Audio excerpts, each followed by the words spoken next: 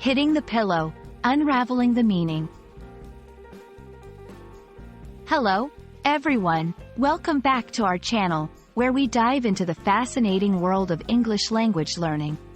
Today, we're exploring a common phrase that might sound a bit strange at first: hitting the pillow.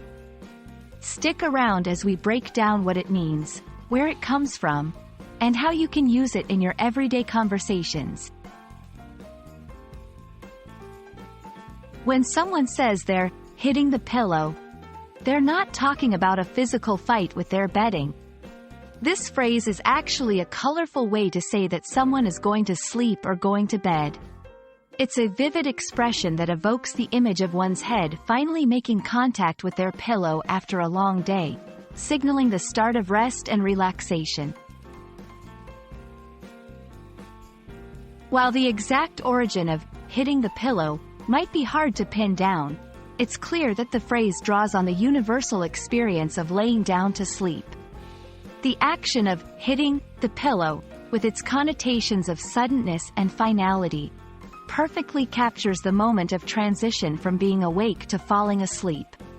This expression is a more imaginative and informal way of saying one is going to bed, adding a touch of personality to everyday language.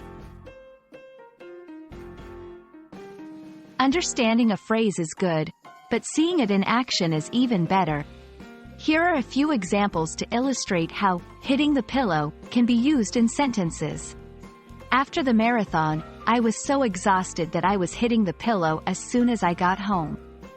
I can't wait to hit the pillow tonight, she said, dreaming of a good night's sleep after a week of hard work. He realized that if he didn't hit the pillow soon, he'd be too tired for his early meeting.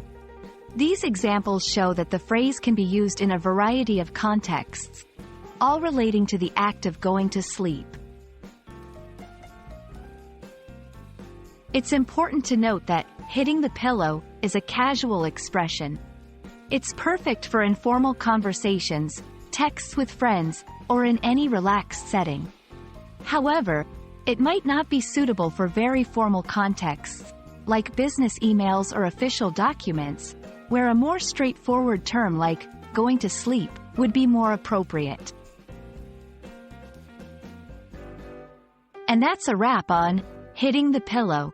We hope this exploration helps you understand and use this colorful phrase in your English conversations. Remember, language is not just about grammar and vocabulary but also about the vivid expressions that make communication fun and engaging.